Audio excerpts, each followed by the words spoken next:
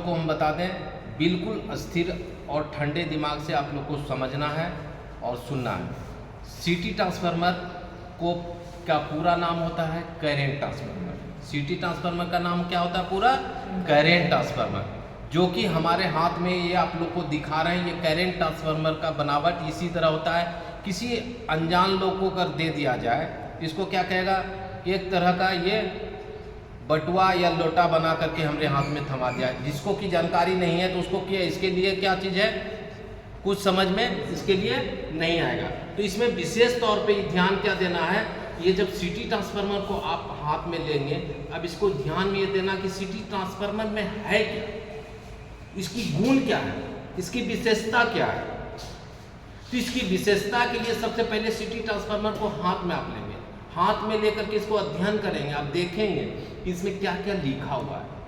तो मूल्य चीज आपको क्या देखना है, सबसे पहला ये देखना है कि ये हमारा जो है यहाँ पे जो एम्पियर कितनी है। यहाँ पे इसमें आप देखेंगे, इसमें एम्पियर लिखा है 100/5 इसमें लिखा हुआ है। कितना लिखा हुआ है? 100/5। तब 100/5 लिखा हुआ है, किसी किसी में लिखा हुआ रहेगा 100/1। इसका भी मतलब है, तो 100/100 तो इसकी एम्पियर होगी, और 1 और 5 जो लिखा हुआ है, 1 और 5 जो लिखा हुआ उसका एम्पियर क्या हो गया, उसकी जो दूरी होती है, वायर जो हम किसी मशीन में या किसी मोटर में अगर हम लगाते हैं तो उसकी जो दूरी होती है, तो उस दूरी में इसको कहाँ पे लगाएंगे जो कि हमारा ये सही वर्क करेगा। तो ये क्या होता है कि मोटर और इसकी जो दूरी है वो 10 मीटर, अगर मान लिया जाए कि 100/5 का में अगर आपके पास पोटेंशियल ट्रांसफार्मर, ये करंट ट्रांसफार्मर है, तो उसकी दूरी कितना होना चाहिए, कितना होना चाहिए, मोटर से और ट्रांसफार्मर से के बीच में दूरी कितना होना चाहिए, 10 मीटर से कम में, इसके अंतर्गत में ही इसको इंस्टॉल करना है, इसको लगाना है। इसको इस तरह किस तरह लगाना है, इसके बीच में जैसे ये वायर, ये ध्यान देना है, इसमें P1 और P2, P1 और P2 का भी मतलब है।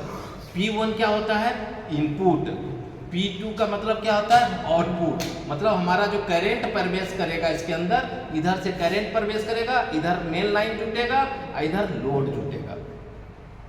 समझ गए वायर में, इधर लोड जुटेगा, P2 के तरफ क्या जुटेगा, लोड, और P1 के तरफ क्या जुटेगा, इनपुट। करंट जो प्रवेश करेंगे, स्विच ऑन करेंगे तो इधर से ही गुजरना चाहिए, और इधर से हमारा इधर मोटर लग जाएगा। फिर मोटर से और करंट ट्रांसफार्मर की दूरी कितनी होनी चाहिए, 10 के अंदर, जो कि मेरा 100/5 है। तो अगर 100 उससे भी 100 हो जाए, 400 हो जाए, 500 हो जाए, लेकिन ये 5 और 1 चेंज नहीं होता है। तो उसकी होता है क्या, एक, ये मतलब है कि अगर 5 है तो 10 मीटर के अंदर, अगर 1 है तो उसको दूरी आप बढ़ा सकते हैं, उसमें कहीं कोई डाउट नहीं। अब कहिएगा सर इसकी एम्पियर हम हमारा, जैसे ये पिंकी ITI हमारा है, पिंकी ITI में मेन पैनल में हम अगर लगाना चाहेंगे, इसको इस पोटेंशियल ट्रांसफार्मर का यूज करना चाहेंगे, तो इसको मेन पैनल में अगर हम लगाएंगे, तो लगाने के बाद क्या करेंगे, तो सबसे पहले इनपुट जो है तो इसको इस तरह रखेंगे, इस तरह इन लगा देंगे। तो अब कहेंगे, देखेंगे क्या क्या कैसे समझ में आएगा कि हम कह रहे हैं कितना एम्पियर है पूरा बिल्डिंग का। अब काउंट करने में हम मिस भी कर सकते हैं। तो वहां पे आप देखेंगे कि हमारा जो MCB लगा हुआ है, ठीक है, या ELCB लगा हुआ है, वो कितने एम्पियर पे वर्क कर रहा है, उसको अब देख लिए, उसको देखें, उसके अकॉर्डिंग से इसको क्या करेंगे। अगर मान लिया जाए वहां पे 32 एम्पियर का MCB लगा है, तब 32 एम्पियर का लगा हुआ है, तो इसमें कितना, कौन सा लगेगा, PT ट्रांसफार्मर, कौन सा लगेगा, 32 एम्पियर का लगा हुआ है, तो कौन सा लगेगा। तो इसमें आप ध्यान क्या देंगे, यहाँ पे उसको PT ट्रांसफार्मर में देखना है कि यहाँ पे हमारा क्या है, 100/5। तो 100/5 किसके लिए था, 10 मीटर की कम दूरी वाली। यहाँ पे हमको ध्यान क्या देना है, इसमें 100 है, 100 है, तो वहाँ 32 है, तो इसको हम 100/5 का भी लगा सकते हैं। वहाँ पे अगर 100/5 का लगाएंगे तो उसका काम ये परफेक्ट करेगा। अब इसकी मीटर को कैसे लगाना है, एम्पियर मीटर लगाना।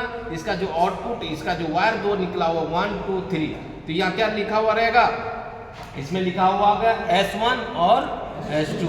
क्या लिखा हुआ रहेगा, S1 और S2।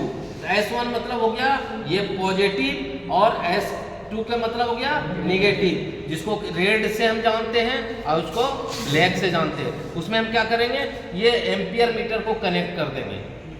एम्पियर मीटर को कनेक्ट कर दिया, इसको पैनल बोर्ड में इसको इंस्टॉल कर दिए। अगर इंस्टॉल करने के बाद ये हमारा ये एम्पियर जितना हमारा करंट खाएगा वो एम्पियर मीटर में, करंट में एम्पियर मीटर में दर्शाता है, वो करंट एम्पियर मीटर में दर्शाना शुरू कर जाएगा।